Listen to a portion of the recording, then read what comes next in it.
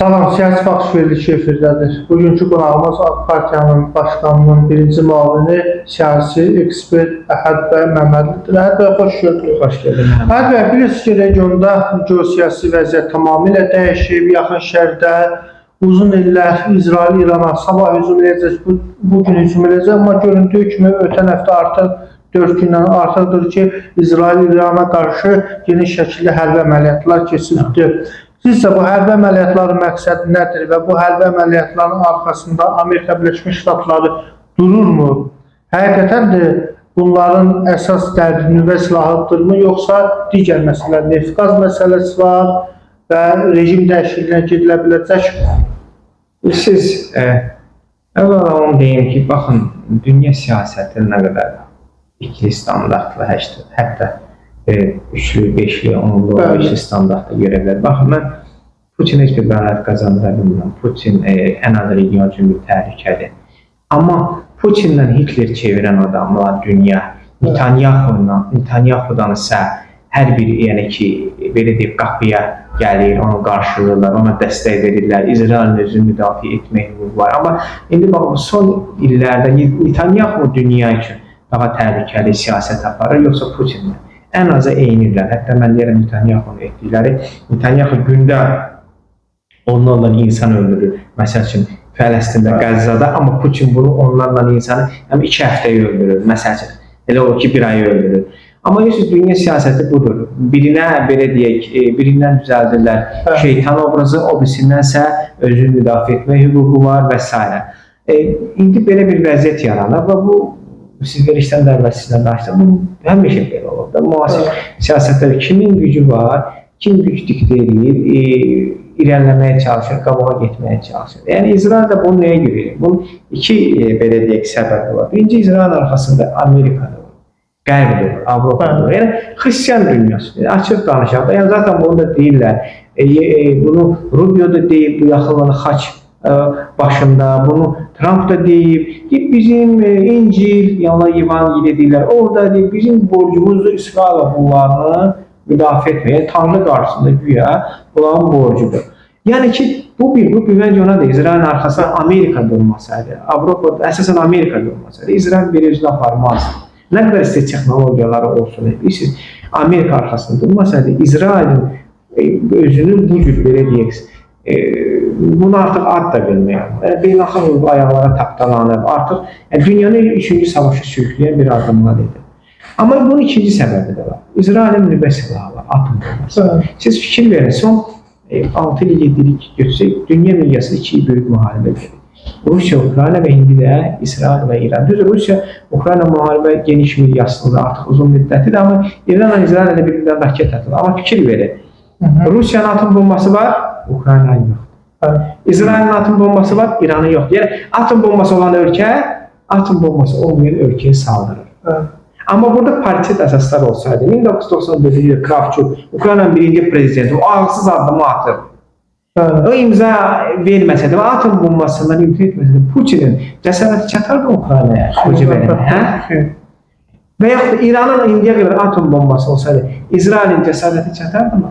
Yəni, atom bombası bir dubinkadır, bir-birimiz dalaşırıq. Mənim anında dubinka var, sizdə yox. Orada deyil, bərabər davadır da. Amma sizin əzə dubinka olsa, mən risk edib sizə hücum edə bilərəm, mən bilirəm, hücum olur, dubinka bərabər. Öz canım da özüm əzizdir. Bunu hiss etmərəm. Amma ona görə bu onun deməkdir ki, ya atom bombaları, nüvə silahlarının hamını imkan edir. Zaten atom bombası olan ölkəyə imkan edən deyil.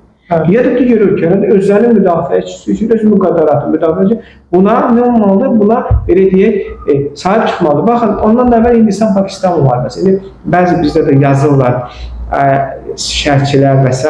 indi Pakistanla Hindistan güya böyüdüyün sözünə qulaq asıb müharibəni də yandırdılar. Trump Pakistan'ın Hindistan böyüdü, Amerika. Bizdə Amerika səviyələr hələ də o euforiyadılar ki, bir Amerika hamının böyüdü, hamı Amerika böyük kimi baxar. Artıq elə bir şey yoxdur. Hə, Amerika real güclü, amma artıq hamı Amerikaya ağsaqqal kimi, Don Corleone kimi baxmır. Lazım olanda artıq hamı öz müstəqil siyasətini yürüdür. Hətta Azərbaycan lazım olsa belə bunu eləyir, mən böyük dövlətlərə baxım. Böyük dövlətlərdən danışmıram. Elə deyil, ay əzizim, mənim siyasi şərhçim. Amerika Trump ağsaqqallığına görə Hindistan, Pakistan dayanmadı. Çünki Hindistan'da da atom bombası var, Pakistan'da hər ikisi görür ki, yox, burada atışsaq axırda bir-birimizin evini yıxacağıq. Amma siz fikir verin, həmən ona qalır. Hindistan'da atom bombası o zaman Pakistan'da olmasaydı, Hindistan müharibəni davam etdirəsiydi. Və indi bu məsələ İran müharibəsi, İsraillə Amerika burada rejimi dəyişməyə hədəfləyirmi? İranda hakimiyyət dəyişəcəkmi? Bilirsiniz, mənim fikrimcə ümumiyyətlə bəlkə maksimalist proqnozu var. Bir proqnoz var ki, İsrail İranı da Amerika ilə və yaxud Amerikası darmadağın edəcək. Ən azı İranda rejim dəyişəcək və yaxud İran parçalanacaq və s. Digər bir proqnoz da var ki, yox, İran bu müharibədən qalib gələcək. Məsələn, mənim fikrimcə isə, bu müharibə uzun çəkən deyil. Yəni, bu müharibə dayandırılır. Çünki bu müharibə risk. Yəni ki, mənim fikrimcə bir neçə gündən sonra, bugün də səhər məlumat oldu ki, yeni qərargah ərazisində İsrail İranı vurub. Mənim fikrimcə bir neçə gündən sonra Netanyahu dayandırılacaq. Çünki biz bu raket arsenalı elədik ki, bu İsraildə də qutaracaq, İranda da. Sonra nə olacaq? İsrail gələ atom bombası İran atmalıdır. Bu da böyük risk, ata bilər. Amma bu hansı fəsadlar verə bilər? Başa düşürsünüzmü? Və bu riskə Amerika ən azı İsrail getməyə olmaz. Bu olan halda da nə olacaq? İsrail, Netanyahu elan edəcək ki, biz hədəflərimizə çatdıq, İranın nüvə silahlarını darmadağın elədik, belə deyək, nüvə injinerlərini öldürdük, məhv elədik, generallarını biz qalib gəldik, özünü belə qalib elan edəcək, daxili auditoriya və dünya üçün. İran da mən ayaqda durdum, mən ayaqda qaldım, siyonist hücumunun, imperialist hücumunun qarşısını aldım, Beril də qalib elan edəcək. Şimdi İran zəifləyəcəkmi? Məsələn, aydın məsələdir. Təbii ki, bu zərbələrdə gəlib İsrail həqiqətən də İranın nüvə obyektlərini vurub sıradan çıxartsa, təbii ki, İran zəifləyəcək. Artıq bu istər-istəməz İranın belə deyək. Amma bu İsrail'ə də zərbələrdir. Bilirsiniz, İsrail'in dəmir qüvvəsi və s. İsrail'in sonra bir də müdafiə sistemi var. O daha belə deyək, uzun məsafəli raketlərin qarşısına alıb. Üzərə deyilər ki, İsrail'lər bu Amerikanın bir yerdə istehsal edir. Onları işə salmıyor. Amma bu da onu göstərir ki, İsrail şəhərləri də artıq zərbəyə vurulur. Bir neçə bundan qabaq bizim bir dostumuz siyasi şərhçi ilə 2 il bundan qabaq başqa internet TV'də debatda bizdə bilirsiniz, bizdə biraz İsrail tərəfkeşliyi var lazımsız səviyyədə. O da başqa dərddir, Ukrayna tərəfdaşlığı lazımsız səviyyədə İsrail. Azərbaycana, Ukrayna və İsrail azarkeşlik eləmirəm. Bizdə bilmirəm, bizdə də bir kompleks var. Milli kompleks var, İslam kompleksli informasiyanəsi. Niyə görədir? O da artıq başqa mövzudur. Mənə başladı həmən o xanım şərhçi ilə biləyim, İrana mollalar, nə bilim, istiğfar verir, məşhur söz var. Aftafa daşıyan, mən İran müdafiəçisi deyirəm və İranın Azərbaycan son ilində nə qədər anti-Azərbaycan siyasəti var, bunu bir-bir deyərik. Təyyarələrdən gəlmiş, bizim dəniz sərhədlərimizi keçməyi, Türk orduslarının burada Bakıda başlayaraq Qarabağ müharibəsini sərhədi ki, amma bilirsiniz, reallık var. Biz burada azarkeşlik eləməli. Biz real məsələ təhlil etməliyik ki, sonra sabah bunun üzə gəlmə, o vaxt dedim, qardaş, siz belə İranı aşağılamayın. İranın 2000 kilometri raketləri var, məsafədə raketlər var. Hansı ki, biz bu müharibədə gördük, yeşil tonlarca raketlər Tel Avivdə, Hayfada, İsrail şəhərlərində ciddi zərbələr endirir. Yəni, elə bir vəziyyət elədi ki, rəsmi Tel Aviv, İsrail rəhbərliyi konkret olaraq CNN televiziyası Əl-Cəzirə. Bəli, hələ bəzi daha böyüdü, gizlədirlər. Onlar bir xarici jurnalistlərdən bir kameranın əlləri çəkmir. İran daha demokratik çıxdı bu məsələ. İran açıqlatın itkilərini deyil, amma İsrail gizlədir. Çünki Netanyahu qorxur. Mən bu dünən də demişdim, Netanyahu istənilən adı Netanyahu burada elə bir həngamaya başlayacaq ki, Netanyahu axıya impeachment-i həbsdir. Yəni bilirsiniz bu, çünki İsraillə görürsünüz, Qəzza, Tel Aviv dönüb, Qəzzada necə insanlar ölür, Tel Aviv o vəziyyətdə, İsrail şəhərləri o vəziyyətdə və bu da davam etsə bir neçə gün, İsraillə zaten Netanyahu'ya ciddi müxalifət var. Zaten Netanyahu'ya ciddi itirazlar olur bu illərdə və korrupsiyanın məsələ tam olur. Və bu da yığılıb İsrailin daxilində də, çoxları İranın daxilində qarşıdırmanı gözləyir. Siz iqnaları bir də görür, İsrail küçələri daha müxalifət. Çox maraqlı, o yurtdaşlardan danışdı. Deməli, İsrail hakimiyyəti ilə hesab edirdi ki, xalq ayağa qalxacaq. Necə ki, Rusiya-Ukrayna müharibəsinin heylər hesab edirlər ki, Rusiyada xalq meydana qalxacaq. Son maraqlı baxmadı. Yox, siz baxın, avtoritar rejimlərin bir müsbət cəhədi var. Onların ideologiyası var. Əziz Məhəmməd bəy, baxın, İranda ideologiya var. Çində ideologiya var. 1945-ci ildən sonra dünya Çini Çankaşinin Tayvanı tanıdı. Çankaşı qaçdı Tayvana və neçə il BMT-də Çini Çankaşı təmsil edir. Mao Zedong yox. Amma sonra görə xeyri yoxdur. Necə Çin reallıq kommunistlərin əlindədir və necə də Mao Zedongdur. Çində o vaxt ciddi vəziyyəti də aclıq idi və s. vaxtı Mao Zedong da səhvləri oldu.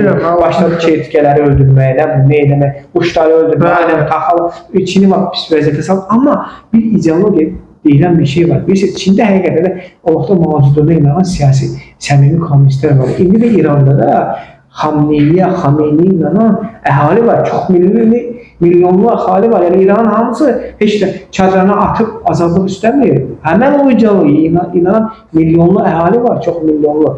Və bu ideologiyada Rusiyada da eyni Velika Rusiya, bu hələ 19-cu əsrdən 18-ci əsrdə Rus klassiklarının bir sözü var. Rusiyanın iki seçimi var. Böyük Hacı Rusiya, kiçik Tox Rusiya. Və həmişə tarix boyu biz görmüşük, Ruslar nəyi seçib? Böyük Ac olun amma Krım mənim olsun. Ac olun Donbas mənim olur. Ac olun Rus əskərləri öz sapıqlarını Hind okeanında görür. Yoxsa bu ideologiyalar, bu ideolojik xalqları və ideolojik xalqları kimsə elə fikirləşmiş raket atım, onlarda qaçacaqlar, dağılacaqlar və yaxud da hakimiyyət deməyəcək. Bu sərt ideolojidir. Kifayət qədər Mossad İranın siyasi hərbi elitasının daxil olub, demək olar ki, generallarını və alimləri çoxunu sıradan çıxartdı. Bəli. Yəni İran bu qədər mi arxaydı? Axı bunlar bilirdi, bunların 40 il əzəli düşməndirdikləri İsrail var. İranı məhv eləmək istəyir, İran İsraili məhv eləmək istəyir. İranın təhlükəsizlik sistemində boşluq var imiş, yoxsa özləri arxaymış? İran görünür gözləmir. Yəni bu İranın boşluğuna xəbər. Həqiqətən də fikir ver. İranın hücumları necədir? Xaotik, addım, hara dəydi. Yəni hədəfləmiş, amma İsrail fikri. İranlar öz evlərində öldürür. Bu, Tel Avivdən Hayfadan atılan raketdir, ona mümkün deyil. İran, Tehranda mənzildir. Bu elə bir ki, məhəllədə durur, 200 metr, 500 metrdən 1-2 kilometr. Tehran özündə kimsə gətirir, belə deyək, dronu və düz Falaca Skype raketləridir. Durur, neyir, uçluyur, mənzil. Demək ki, Tehranın küçələrinin Mossad agentləri Tehranın generallarını olur. Bu artıq İranın daxili. Yadında bir neçə bundan baxın, Ahmet Necatın buna oxşar bir çıxışı var idi ki, biz məlum oldu ki, İran kəşfiyyatının rəhbəri Mossad çıxları, o çıxışda gülürdür Ahmet Necatı. Ahmet Necatın bilgiləri çıxdı. Yəni, indiyə qədər bəs məşhur etalat, hara baxır. Yəni, etalat bu illərini Azərbaycana Molla Agentura şəbəkəsi yeritmiş. Bizim əksərimiz eləmişdir. Bəli, Molla Agentura şəbəkəsi eləməkdənsə, ondan sonra təhlükəsizlik borcu daha yaxşı olar. Böyle fikir verir, öğrenciler Azerbaycan'da parmak sirkeləyən, həm şirin qurğuna, ne oldu, hamısı oldu. Olmaz, yani biz bu İran'ın bir kəşfiyyatının çok berbat ve İran hava sistemini. Sonra çıxarıb, İsrail qırıcılar uçurlar rahat şehirdə Tehran səmasında. Düzdür, deyə bilərlər ki, İranın neçə illəri 30 il sanksiyalardandır. Ona görə amma yaxşı, sanksiyalarda olur. İran 2000 kilometrə uçan raketlər istehsal edə bilibsə, deməli, hava sistemini müdafiə edirlər. Bir də sizə bilmiyorsunuz, Məhəmməd bəy, bir çoxları bunu ən azı Azərbaycan mediasında da fikir vermər də düzdür. Bu fikir versə də mən yaxşı məlumat çaşardım, necə bizimkilə belə dərin analiz qabiliyyətlə məşğuldurlar. S-300'lər işləmədi. Amma S-300'lər nəyə görə almışlar? Hava məkanı müdafiəsi üçün. Burada iki sual var. Deməli, Ruslar kodu verməyib İranlılar və kodu alırlar ki, İran müdafiə olunur. Bu da Rusiyanın İranın xəyanəti. Fikir versin, Rusiya saatı ağzına su alır. Çünki neft bahalaşır. Neft bahalaşır və iqtisadi madəm. Bəli, iqtisadi Zelenski çıxış edib ki, neft bizə sərf eləmir İran. Neft bahalaşacaq, Putin üçün daha yaxşı olacaq. Yəni fikrimiz bütün bu nüansları İran meydanında tək qalır. Müttəfiqləri tək buraxa bilər. Nə Rusiya, nə Çin, İran üçün durub Pakistan. Yəni bu pis yazıq Pakistan görürüzdə nə dedi rəsmisi? Baxmayaraq ki, Hindistan, Pakistan müdafiəçisi, İran Hindistan yanıdır, biz İranın yanıdır. Mən ümid edirəm ki, bu məsələdə İran bundan sonra bu imtahandan əgər çıxa bilsə, Türkiyə ilə, Pakistanla bəyənmədikləri Səudi Ərəbistan belə dolayısıyla İranın yanında durdu. Bütün müsəlman coğrafiyası, İranın sərhədinə baxın, sərhəddə bütün müsəlman ölkələrin problemi var. İran bundan artıq nəticə çıxır. Bu münasibətdə bir də Ermənistan deməklə deyir. Ermənistandan başqa sərhəddə bütün müsəlmanlar ki, Hətta qeyd edilir ki, uzun illər Ermənistanda Amerika səfirliyi orada İrana qarşı o elə bilirsiniz, o səfirlik bilirsiniz də dünyada Bağdaddan sonra ən böyük səfirlik Ermənistanda. O səfirlik Ermənistana belə deyil, o səfirlik Ermənistandan İranı nəzarət etmək üçündür. Ona görə Amerika səfirlik, Ermənistanda nəyinə lazımdır bu səfirlik. Yəni İran rəhbəri ümid edirəm ki, bundan sonra nəticə çıxarır. Bir nüansını fikir verin. Bu o şahın o xain olduğu müraciət elədi, güya İsrail azadlığı mübarizəsini aparıb, xalqı çağırdı. Burada da Netanyahu da İranda daxilən. Onların çağırışına hansı milli azlıq bir dənə qoşuldu? Kürtlər. Kürtlərin iki partiyası. Hansı ki partiya PJP, İran onları illərdir Türkiyəyə qarşı istifadə edir.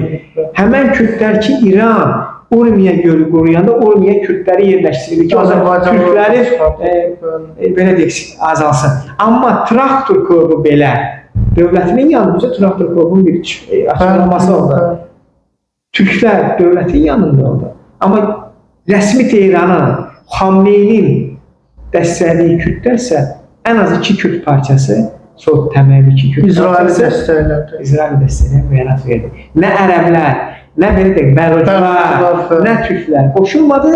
Amma mən elə ki, bu həm də İran siyasətin, xarici siyasətin illərdir nə qədər bərbad olduğunu göstərir. Rusiya stafı elədin, Rusiya səni qoydu, Türkiyə səni müdafiə edir. Pakistan səni müdafiə edir, Hindistan müdafiə eləsin İranı. Bir dənə indiyə qədər Hindistan açıqlaması Şanxay Əməkdaşlıq Təşkilatına uzatmadı. Amma Hindistan İsraillə müttəfiqdir. Yəni, əgər bu həngamədən də sonra İran nəticə çıxartmasa, onda gələn həngamələrdə həqiqətən də İran meydanda tək qala bilər və həqiqətən də ciddi zərbələr ala bilər. İndi İran ABŞ prezidenti qeyd edir ki, artıq İranla danışıqları istəmir. Yəni, nüvə danışıqlardan qayıtmaq istəmir. Sizcə, İran əlində olan, İran deyir ki, mənim daha da güclü silahlarım var. Ola bilər mi əlində nüvə silahı olsun, İsrail atsın? Güclü silahı ola bilər, amma düşünmürəm ki, çünki biz İsrail agenturası, Amerika agenturası bilsədik ki, İranda atım olmasın. Girməzdir. Rejim dəyişəcək mi istəyir? Bilirsiniz, mənim fikrimcə ən yaxşı, yəni ki, belə deyək, ən yaxşı halda, yəni ki, rejim dəyişə bilər. Amma İranın parçalanması, oradan Güney Azərbaycan. Biz proses elədik ki, Sovetlər Birliyində parçaladı. Sovetlər Birliyində Amerika parçalamadı. Proses elə getdik. Parçalanan da heç parçalanacaq. Parçalanan bir şey federasiyası da parçalana bilər. İranda, yəni hər bir Amerika özü də ştatlara dağıla bilər. Zaten artıq problemlər yaranır yavaş-yavaş o məsələdə. Amma belə hədəflənən bir indiki şəkildə mən düşünürəm ki, İsrailin atdığı raketlərlə İranda bir parçalanır. Aydındır, təşəkkür edirəm. Əlavə bu proseslərdə Azərbaycandan yan keçsin, Azərbaycanın da tutduğu mövqe, balans mövqeyi, öz milli təhlükəsizliyimizin qorunması istiqamətində mühüm bir siyasət həyata keçirilir. Allah Azərbaycanı qorusun. Təşəkkür edirəm dəvətimizi qəbul etmək üçün. Siyasi baxış verilişin bugünkü qonağı AK Partiyanın başkanı, birinci müavini siyasi ekspert Əhəd Məmmədli idi. Sağ olun.